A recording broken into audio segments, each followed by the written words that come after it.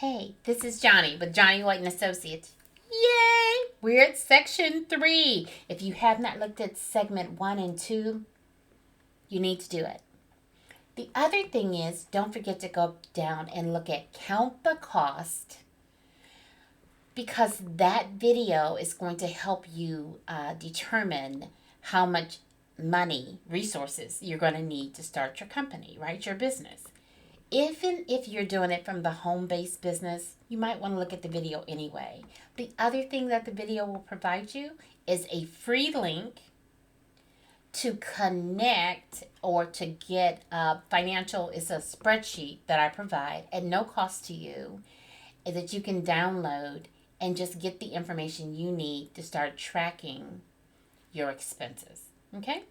So you want to make sure that you get that. So we've already talked about segment 1, which you've chosen the business, you've created the business plan with your journal. You should still be journaling. Please journal under your create a business plan, because it's going to be revolutionary if you continue to use your journal to think of greater thoughts and ideas and things that you want to do, and get it out of your head and get it on paper. It's going to help you. You've already built a relationship with a banker. Hopefully you have already looked at the legal structure that you need for your business, and you've already connected with the IRS, right? And you have an EIN number. So now you're at insurance. If you have a brick and mortar facility, or even if you're working from home, check to see if you need insurance, whether it be a rider as an umbrella policy to help protect you. But I am not an insurance agent, so you need to make sure that you reach out to your insurance company and make sure that you are protected. That is really critical. If you are a renter, make sure you have, number 1, you have renter's insurance. Number 2, you let them know that you're doing things for a business, especially if you have products, because that will make a difference in the type of insurance you may be required to get and the amount of insurance that you may need to get. So you want to look at that. So go to a insurance professional to provide you that information. Go in with many questions and do some research before you go in. You may not or may need to hire employees. But this is what I will tell you. Whether you're hiring employees or not, connect to a mastermind. Connect to a group of people that are like-minded, that may be in the same arena or field that you're working in, or one that complements that, so that you can get in ideas, that you can run things across this group, that you can trust them. Make sure that you build a team that you can trust, that you, just like people do business with you, you want to make sure that you are providing the best customer service ever. So what you do is you need to have other people look at some of the things you're doing and run things by them, so that you don't have to make the same mistakes that other businesses have made.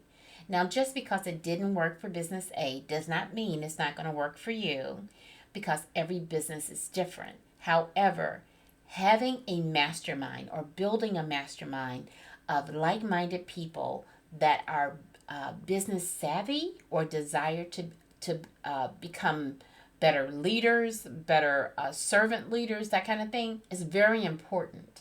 You want to shift because you have shifted because you have a business, right? So you want to be with like-minded people.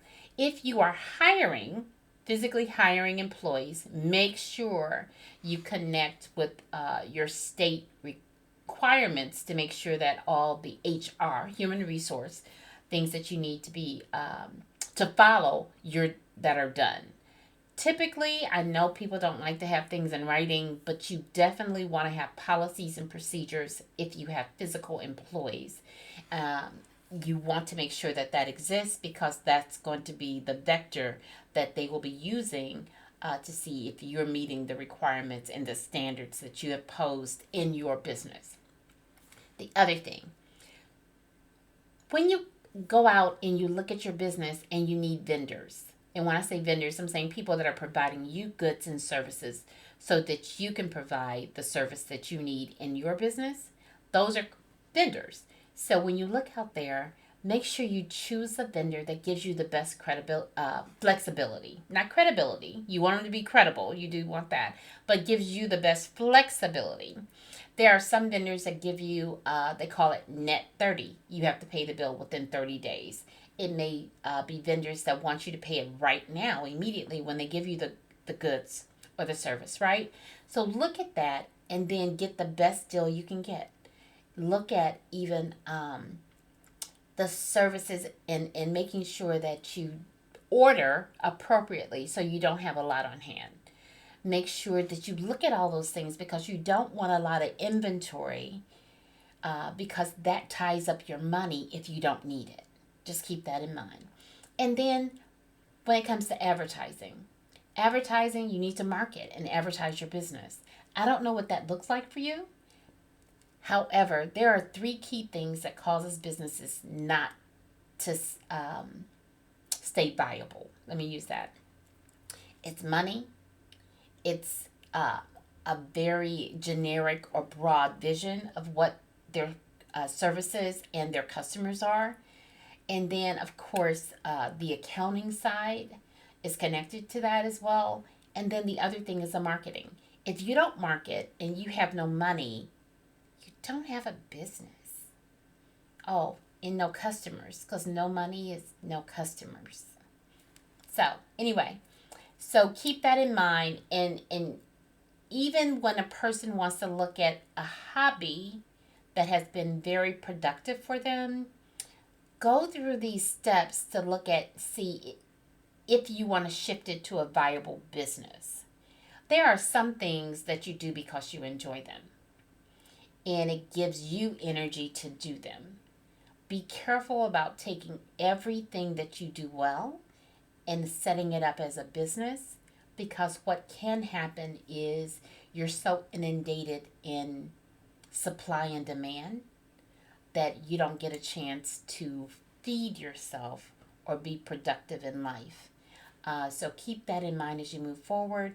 Don't forget, watch segment 1, segment 2, segment 3. This one you're already watching. Then also go out and look at Count the Cost.